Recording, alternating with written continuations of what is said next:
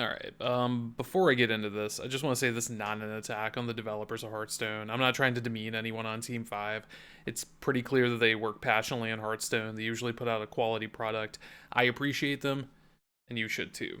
I'm basically making this video because I felt bad about having done content review, like in-depth content review for the last set, only to basically abandon making content for this one. My old community kind of wanted to still see more content even though I quit streaming, so yeah, I'll go ahead and make a video about this, but I'm not trying to build a Hearthstone content brand anymore, and this set is bad, so yeah, this is what you get. Overall, I kind of feel like this set is one of those dirty obligations they didn't really want to do, so they didn't put that much energy into it. Like, they've got all of their eggs in the next basket of designing the next core set, designing the next standard, the next tier standard, yada yada yada. So this mini set, not really a big deal. Let's just give it to a couple of design interns and let them figure it out. I'm sure they'll do fine. They also decided that now was the time they were going to take all the feedback from the last year of quest lines and shit being degenerate, and they acted on it, but it kind of went a little too far. But it's kind of weird to see that now is the time they decide to pump the brakes on that. There are a lot of other little details too that kind of makes it feel like they were just going through the motions and checking off a list. You have a cinematic musical trailer that kind of reminds you a little too much of a cringe Broadway musical? Check. Set theme that's recycled from 2 previous sets, including an adventure in Blackrock Mountain with an almost identical theme? Check. Blatant whale baiting scheme with underwhelming value? Double check. Hell, you can even tell that Activision corporate proper doesn't even care about the set, because they didn't decide to have this coincide with any scandals, like finding out that Bobby Kotick is a lizard person, or Microsoft burning down an orphanage or something. But is Onyxia's Lair worth buying? Of course it is. The whole mini set's only 2,000 gold. You bet your ass I'm gonna buy it. But because I'm playing a Blizzard game, I'm gonna be kicking and screaming the whole time. Alright, so let's go ahead and just talk about the cards. I'm going to go down class by class. We're going to start with King Reflex. Now this card is a great example of the overwhelming mediocrity of the entire set. Because, you know, this is exactly what Demon Hunter needed. It was just another small board clear and another bad conditional attack buff spell. Yeah, good job. Wings of Hate, rank 1. So it's Demon Hunter lost in the jungle, huh? Oh, okay, cool. Next, Razorglaive Sentinel. This card kind of looks like, you know, old Stargazer Luna. It's too bad that Demon Hunter doesn't have any forms of mana cheat, because, yeah, that would be a little scary, wouldn't it? Okay, next up, Boomkin? Damn, this card is a mess. Let's just ignore the mechanics of the card for a second, just look at it. I can't tell what this card's supposed to be. Like, it kind of looks like Foghorn Leghorn cosplaying as Goku from Dragon Ball Z. The name kind of looks like something you'd get out of a fantasy species name generator, and you just click on random. And this is what you get for your fantasy race in D&D or something. Like, what the fuck? Alright, Raid Negotiator. So they started with the name Raid Negotiator and just kind of went down from there, right? Like, this is the most obvious top-down design card I've ever seen. Scale of Onyxia also has 0 design subtlety. We wanted a big druid token generator spell, but how do we make it Onyxia themed? Pet Collector. Now this card kind of reminds me of the old card Ram Wrangler, except it's less random.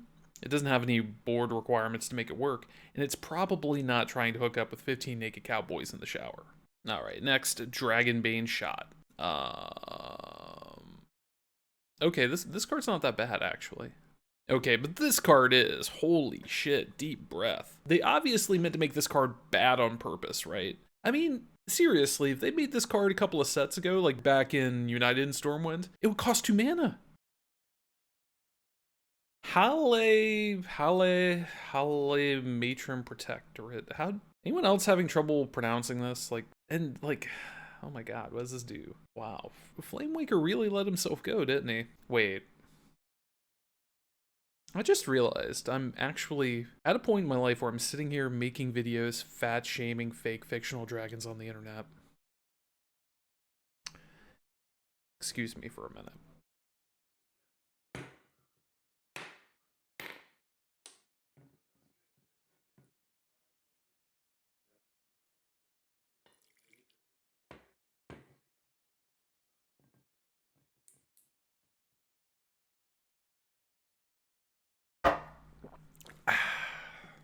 Alright, that's better.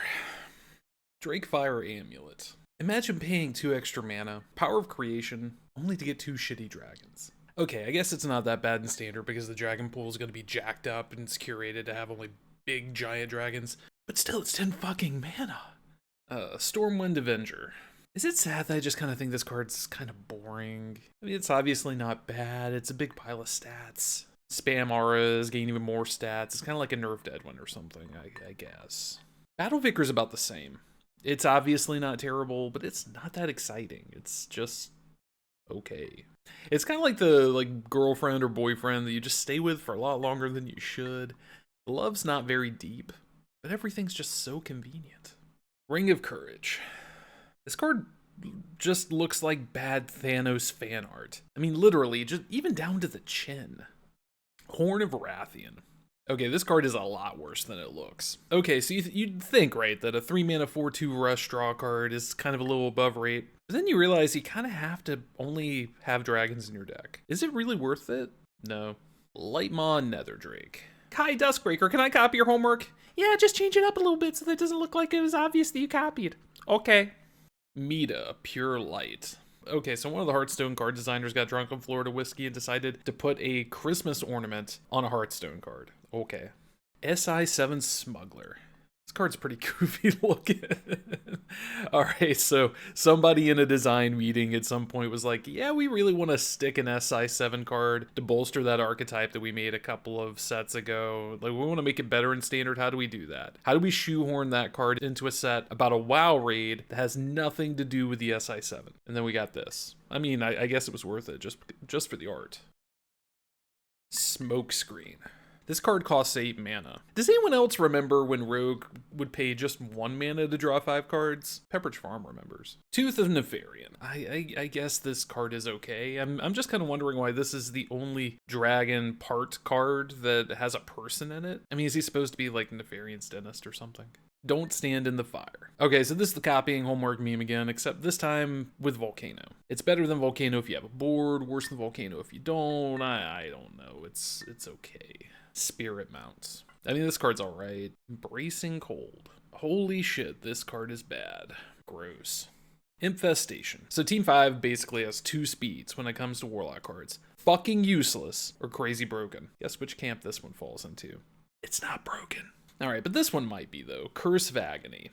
It's a 1-mana bomb. Breaks Reno cards. Deals more damage than old bomb cards.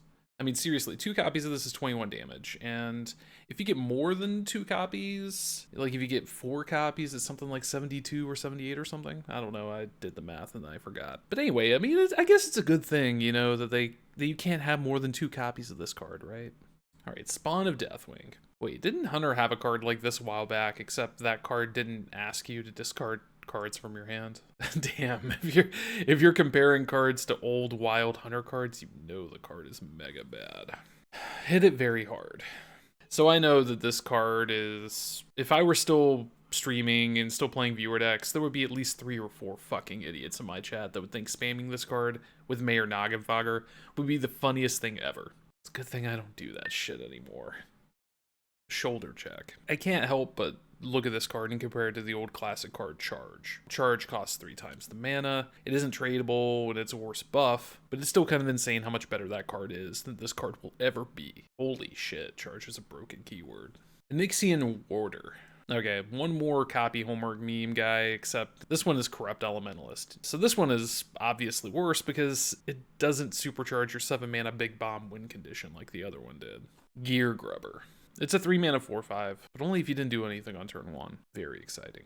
Kazaka-san.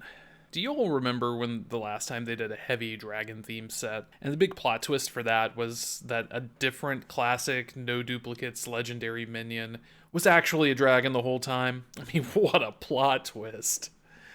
Yeah, there's no way they'd ever do that gimmick again, right? Alright, last one. Raid Boss Onyxia. Okay, the face card of the set is a 10 mana kind of not good bomb with mediocre board swing. Now, imagine paying 10 mana for this card, really. It reminds me a bit of Archthief Rafam from League of Explorers. Okay, this card isn't nearly that bad, but still not great. I mean, it's really a fine example of how they're clearly trying to bring down the power level of Standard. But the funniest part of that to me is that most of the same people that were bitching about things like the high power level of Standard and quest lines being degenerate and stuff like that are the same people that are going to bitch about this card being bad. I mean, this is what you ask for. You deserve this. Okay. Am I done with this shit? I'm done with this shit.